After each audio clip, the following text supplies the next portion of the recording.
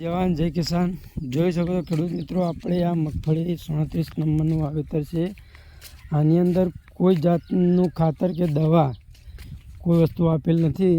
મગફળી તમે જોઈ શકો છો, કાળી ભટ્ટ મગફળી, અને કોઈ પણ ખાતર દવાનો સ્પ્રે કોઈ કરેલ નથી. આની અંદર નિંદામણ હતું એ નીદી લીધું છે.